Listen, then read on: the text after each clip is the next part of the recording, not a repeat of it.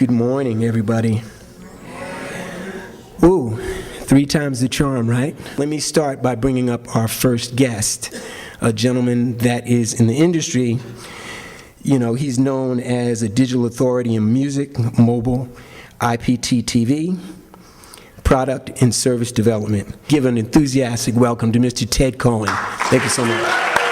Okay, before I start, a little background on me. Most of my life is spent working on technology and music right now. We've moved from an era of consumer empowerment to consumer entitlement. Everybody's tried to change consumer behavior as it relates to accessing digital entertainment. It's not going to change. We have to figure out, how do you monetize that behavior? We used to talk about the fact that that online didn't have enough access to enough music legally.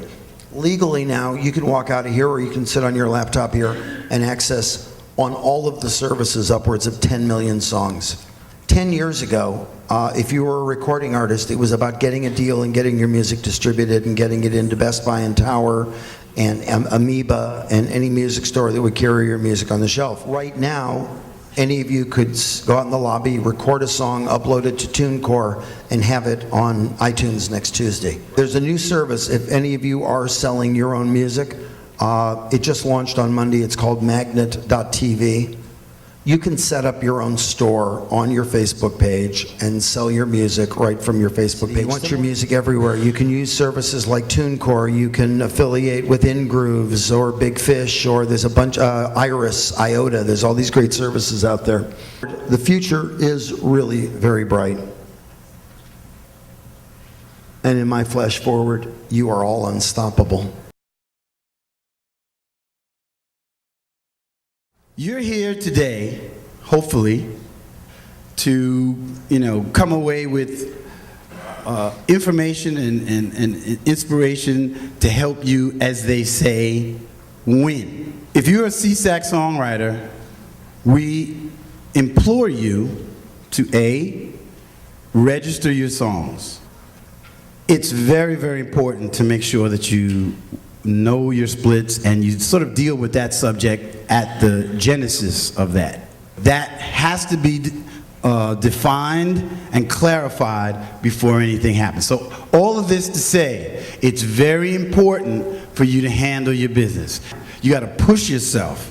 Push yourself. The best lyrics, the best melodies, the best rhythms, the best ideas, the best concepts, the best presentation that you possibly can do. Push yourselves to do the things that are unexpected.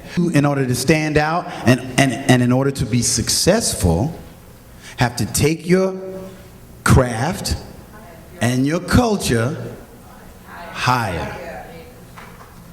Thank you. What I wanted to do today is, this is the first time we've tried this, but we think it'll be interesting for you. Give you a 40,000-foot overview of our licensing proposition. When we create a license, we like the license to be renewable. And in a lot of instances, the music user likes that too, because they don't want to be in a position where a license would fall off, terminate, expire, and then leave them without authorization. Once we've built a good license, once we've built a license that people will respond to, people think is efficient and fair and equitable, then we have a practice. I mean, we go about contacting folks, and to the extent that people contact us, we engage them and we license the public performance of your works. If you want to keep licensing simple and standardized, then you keep the grant of authorization, or what the license allows you to do, you keep that simple too. The way we do that is we create addendums and amendments to the license agreement itself, and it works well. Okay, I'm Hunter Williams. I am Senior Vice President of Royalty Distribution and Research Services, which is the RDRS that James mentioned. We're responsible for tracking all your performances, for registering your works, and for getting you paid, okay? When you register your work, you have to tell us the song that you wrote, but you also have to give us information about the media that's embodying those works, okay? How does the money flow? You give us the song information, the copy of the recording for TuneSat. We have an online system that when you register the work, you can also put in where you performed. There are a handful of songwriters that I deal with on a regular basis. The more they know how the payments work, what the factors are that go into the payments, the more they know these things, the better off they're going to be. And I encourage you guys to be that way. Stay on top of your business and don't just assume things. We want to cover some basic terms about film and TV licensing, and then we'll talk about some specifics of what the industry is like now, because like every other part of the music business, it is evolving. If you happen to hire studio musicians, get your musicians releases immediately. The release essentially says, yes, I played on your song. As a musician, I have no rights to it. Also, if you co-wrote a song with somebody and you're given the power to speak on behalf of that master or publishing, make sure you get that in writing too. It's really difficult as a music supervisor to listen to the entire volume. The more information you present, when you present, the better. That means, I love your show. I think your work on this episode was fantastic. Give them as much information, and you might want to describe the song and then let it be. Know who you're pitching to, and don't just think, oh, I have a great song and I'm just going to like give it to everybody. Your master recording is different from the use of your copyright.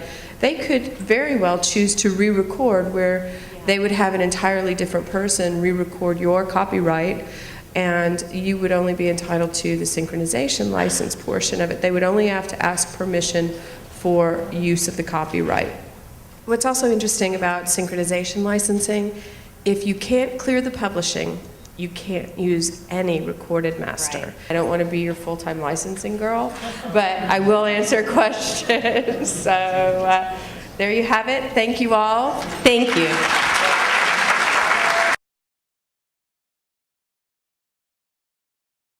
I wrote my first song called Till He Comes when I was 14 years old.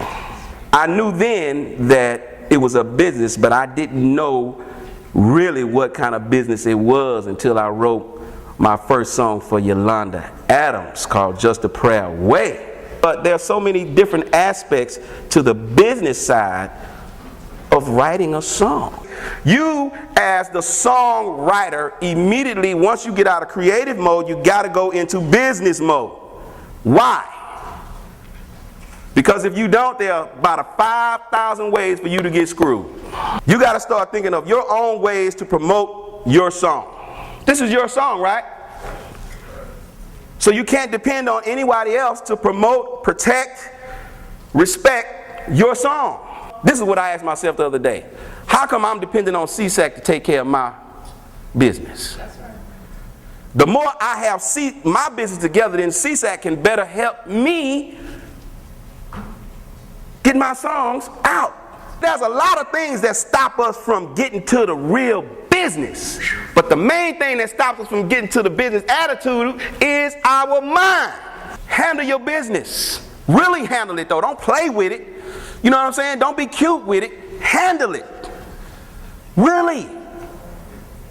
We are songwriters. Successful. Powerful. In order. I am.